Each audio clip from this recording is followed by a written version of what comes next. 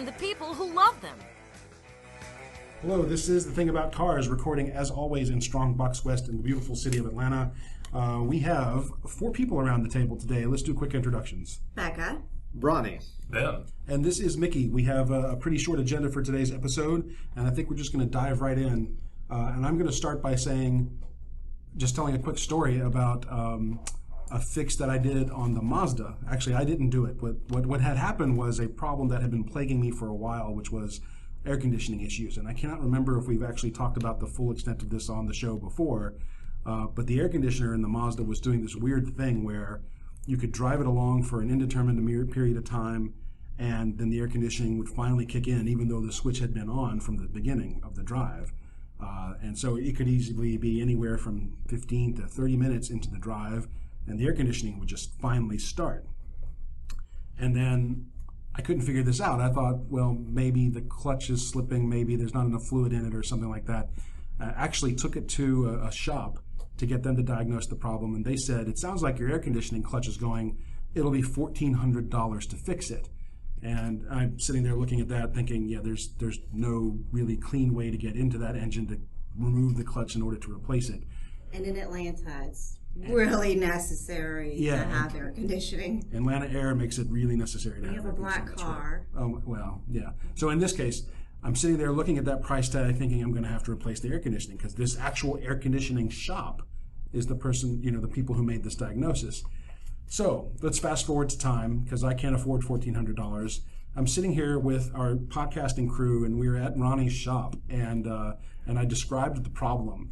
And I said, every time that what happens is I'll hit a small bump, and it seems to activate the switch whenever I hit a small bump. And that's when Becca said, that doesn't sound like a clutch problem. That sounds like a switch problem or an electrical problem. Mm-hmm. And Ronnie said, have you checked the relay? The relay. I said, no, I haven't. Ronnie said, bring it in. And guess what happened? Ronnie opens the thing up. He literally just pushes down on the relay, and the whole thing starts working. So that entire several weeks, if not months, of air conditioning problem was solved in the space of $20 in 5 minutes just out of a relay. And I have to give a huge amount of credit and a huge load of thanks to both Becca and Ronnie for diagnosing and fixing the problem, because now at least I have reliable air conditioning in the hot Georgia weather. Thank you. Thanks yes, so you're quite welcome. I'm surprised you didn't bring it up to me sooner. I mean, well, at the very least, I can give any of you a verbal diagnosis of any issues. And customers, I mean, not to steal the format of, what are that, the two guys garage or car talk? Yeah, those car talk, yes. Yeah, not to steal their format, but if you want to call in or message in or whatever it is and ask about a mystery car problem, I'm happy to do an over-the-air diagnosis of what you might be facing. Yeah. Oh, I have a Pontiac G8. Stop. Here we go again. Okay, so I mean that is true. We actually are equipped to do Skype calls. We've sort of experimented with it, and we think we can make it work. So even if you don't have an actual car question, if you want to just join us via Skype, let's figure that out. You were talking about your contact at Crutchfield. Yeah, we had talked about Nemo, seeing if maybe he wants to call in and just kind of chit-chat, because when we were on the phone, more than half of our phone call was about just cars in general and not about the stereo I was installing. Right. We should do that. We should totally schedule him next time we do that. Let's move on with our agenda. Let's see what else is on the agenda. Let's talk about a question that we had fielded at one time. I don't know that we ever adequately answered this on the show. Is a torque wrench necessary for changing your spark plugs? Can I answer it? Yeah, what's the answer, Becca? Oh my God, no! No. But Ben? Oh, well, I've never used one either. But the big but there is, this is a talent that not everybody has. Right. It's just, the feedback your hand is giving you as you're pulling on it. Oh. Yeah. Well, that might be a talent, though, because... That's what I'm saying. Not everybody's got it. My brother doesn't have it. Right. So one of the things that confuses a lot of people is if you look at your spark plug box, it gives you instructions on what you should do in order to tighten it. Right. Especially in northern states, if you have any kind of rust or if you put too much anti-seize on the threads or something like that, finger tight becomes very relative, especially if you have particularly weak fingers or if you have monster mechanic fingers like mine. That can apply more torque than most people can break, with their bare hands. That's why I personally, as a mechanic, always use a torque wrench on my spark plugs, especially for German vehicles, because when you have very long threaded iridium spark plugs with very tight tolerances, the box very specifically says 27 Newton meters, and I can guess at that, but the last thing I want, and a lot of you Ford people deal with this, is a spark plug that's torqued incorrectly and eventually rips the threads out of the cylinder head. And that turns into a huge job. Yeah. Yeah, a guy I used to work for had that with some Fords. He had I believe it was an E350, van cab chassis, box truck thing, and he had several of his plug threads ripped loose. Yeah. So, I mean, it does make sense to at least get the data and control the way you're putting in the plugs. Mm-hmm. But there are special tools also. Now, maybe you have a highly sensitive, detail-oriented torque wrench or something. Mine is made for bigger loads, if I'm going to torque down the wheels or something like that. Mm-hmm. But there are special tools made for spark plugs if you have an issue with finger tightening or you don't want to just wing it. Or if you're like me and your spark plugs are way down in there and you can't actually touch it with your fingers, there are special tools that are designed for the delicate work of trying to avoid cross-threading and things like that. And one of my peeves with plug tools, and maybe I should look into the newer ones, is, in the old days, often I would use, the first few cars I had that had plugs buried down between cams or whatever, plug socket has that little rubber donut inside that, keeps the plug in the socket as you're lowering it into some place like that. The problem I had was, get those first few threads, try to pull it out. That rubber donut also makes the socket stay on the plug, and you just pull your extension out. Now you've got a socket stuck down in the hole. You put the extension back in, but you can't get the socket out. It's an art form, Ben. That's when you need one of those really good needle nose plier toolkits. Right. That some of them are really long for getting in somewhere. Yeah. One of these was about an 8-inch hole, so it was way down there. Oh, no, It's an art form, crazy. Ben. It's got to be an art form. Yeah. I eventually learned if I put enough kind of twisting force on the extension and kind of leaned it to one side and jiggled it the right way, it would kind of pull it. But Well, cool. Becca, we'd written up the word light bulbs. You had something. That's not quite connected to the torque wrench issue, but let me just ask. I'm getting ahead of myself here. I'm sorry. Let me ask. Have you changed your mind about torque wrenches and spark plugs? No. You still don't think it's necessary? No. I think that if either you or your car requires a tool that Ronnie's different. He's got a lot of experience and education with it, and if he can use the tool correctly without damaging anything, then that's great. Joe Blow working out of your garage, I'm going to say you're going to kill those threads on there. There are special tools designed to help you with that. Plus, some of the things that we were talking about, day one when you buy a new car, go out and get yourself that Chilton. Don't just go buy the spark plug box or, what your Uncle Fred's roommate's dog groomer said. Just in case someone doesn't know, a Chilton is? It is a manual on how to work on your vehicle. Yeah. And it's a pretty comprehensive manual. They are. They're sometimes the only way you can get more information is to get your hands on the actual service manual from the manufacturer. But most of the Chiltons, they'll exclude heavy duty stuff, but they'll include what's already in that service manual. So just know what you're working with, have the right tools, and bigger does not mean better when it comes to getting your spark plugs in and out. Right. Absolutely, yeah. So. Okay. And then on the light bulb, that goes back to something you posted, though. You had seen it, on Reddit? I saw it on Facebook, actually. Was it Facebook? And I shared it. We have a private group that our podcast uses to just foster some behind the scenes discussions and planning for future episodes. And so I posted this picture, and this guy in one of the Mazda forums that I frequent posted a picture of what looks like an H7 or an H11 bulb or something like I was that. thinking of like 9004. Yeah, no, it was a 906 or a 9007. The 7s are straight. Anyways, neither here nor there.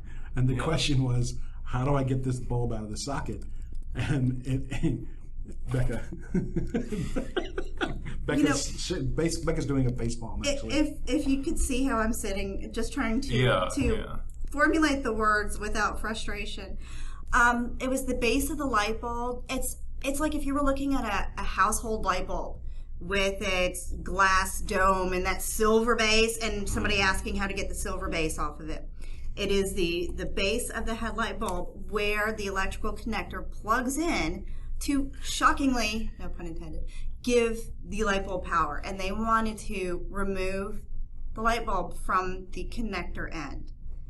It's sold as a complete unit. It's sold as a complete piece of plastic that happens to have a bulb hanging out of the end of it. And it's always sold like that. There is simply no other way to get this bulb.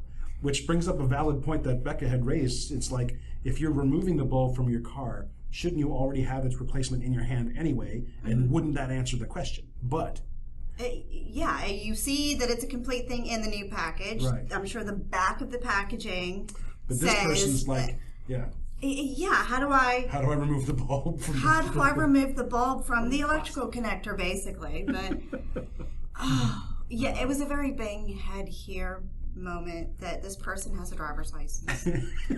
Well, I'll defend the guy a little bit. I mean, I was amused by it too. Yeah. But that's coming from the position of experience. It may have been his first rodeo, as they say. Yeah. And he may not have known what he needed from the store, so he might have pulled it out to take to the store, and then.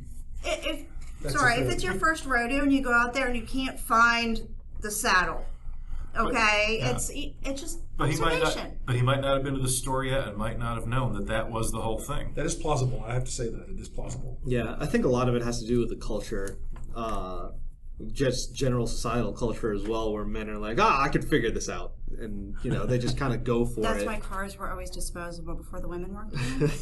Just saying. But if you are a guy, don't feel belittled by properly educating yourself before you give something the old college try. Thank you. Exactly. There are plenty of resources online. You now have a host on a show that you can message into or call to give you information if you are looking to find some. Yeah, and it brings up another light bulb issue I had with a Volkswagen I used to have. There's a little light bulb in there somewhere that makes the temperature control knobs, visible at night, makes the little tick marks on them glow in the dark. The illumination bulb. Yeah, and that had burned out in mine. And sure, I knew where the knobs were. I'd had the car long enough I could operate them blind, no big deal, but it just bugged me that they didn't light up like everything else. So I said, how do I change this? And I'm looking at it and going, gee, do I have to take this whole damn dashboard apart or something? Where is the damn thing? I'm looking at everything. I turn on YouTube. As it turns out, it's one of these stupidly simple things you'll never figure out by yourself. But there it was, right on YouTube. Sure. Mm-hmm. Right. Well, and to Ronnie's point, don't ever be afraid to ask a stupid question. Yeah. I mean, even if it provides a moment of levity to the rest of us, don't ever be afraid to ask. Just ask it. Let us chuckle about it, and then let us solve the problem. Unless it's a light bulb, just turn over the packaging. I know they're all arguing that you're driving down the road without a light bulb on, but that is actually illegal to do. Well, here's the segue to the next item on our list. Is we'd written up on the board detailing Jen's car. Jen is going to replace all of her dashboard lights with blue LEDs. Mm-hmm. She's over time doing a R2D2 themed conversion on her. That's right. That's right. So she's going to change all the bulbs out. But we spent a good part of one day detailing this thing. So it's a 1992 Toyota Tercel. She's the only owner. It's in really phenomenally good condition, all things considered, especially since it's not a garaged car. How clean we were able to get there was, I'm going to admit it, there was a small ecosystem growing in the paint when we first started washing this thing. Mm-hmm. But by the end of the day, and we'll post pictures of this when this episode airs, how clean we were able to get it, and what a noticeable difference there was in actually driving it when we were done.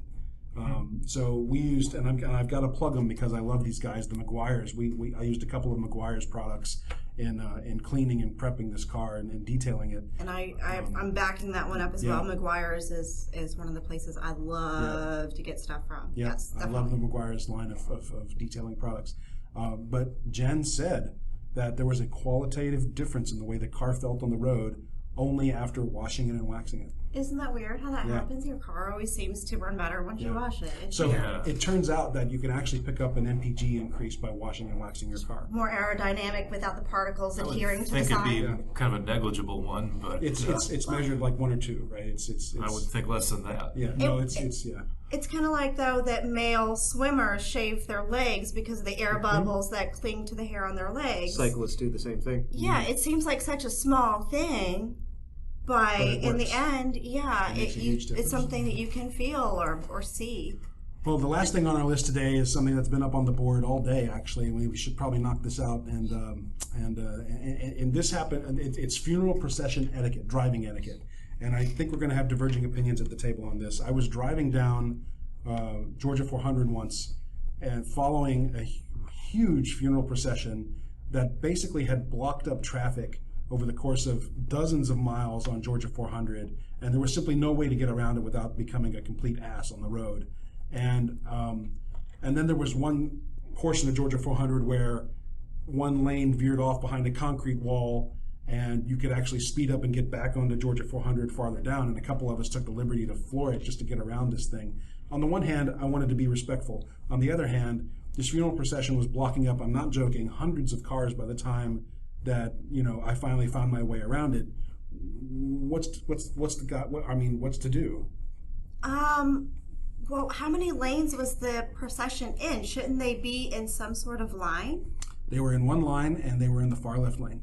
Was it that nobody wanted to pass the funeral procession? I think that was I can't ask my fellow drivers that, but because we were all in different cars moving at 45 miles an hour. Right. But yeah, I think everyone was sort of unwilling and afraid to pass a line of cars in a funeral procession. That's hard because when we were off mic, we were kind of talking about it a little bit, and I am very big on etiquette and respect when it comes to funeral processions, but then again, that's on city streets. A funeral procession on a highway seems to add all kinds of complications to that, because it's meant for you to get somewhere a lot faster. Yeah. And you have a police escort, presumably, which these guys did. And the cops are not going to leave the procession to pull you over. Right. Not to get on too much of a tangent, but funeral escorts are usually not actually police. No? They are private business. They ride police model bikes. They wear uniforms that look like police, but look closely at them. If you don't see a department name on it, they're not a cop. Okay. But many of them act like cops. And they will jump off and hold their hand up and, Stop or I'll put my hand up again. No, my understanding is that they were off-duty cops that just do the funeral. They may be off-duty, but if you don't see a department name on their bike or something, well, so it still doesn't answer the question. Am I allowed to pass a funeral procession on the highway? On the highway, I would say yes. Yeah, I would too. definitely say yes. I think that highway changes it. I think the biggest thing about a funeral procession is that you don't interrupt their flow. Right. And if they're all in their line, and I understand a funeral's, it's a very hard time, but if you're driving like a scrub and you're messing everyone else's flow up in the funeral procession, like, stop being a scrub and just get in line and drive along. But that doesn't give liberty to block the rest of traffic, in my opinion, because when they're driving on city streets, they make their move, they cross through traffic, everyone pulls over, be respectful that the procession proceeds, and then you continue along your way, because chances are you're not following Georgia's a little unique where if you end up on Highway 92 or Highway 20, you could be on side streets for a long time trying to get to where you need to go. But generally speaking, as soon as you let a funeral procession pass, you're probably not too far off from your destination and they won't impede you any further. But on a highway, I think you have the liberty to pass them and just don't mess them up. Because the truth is, I don't know if there are any actual laws on the matter.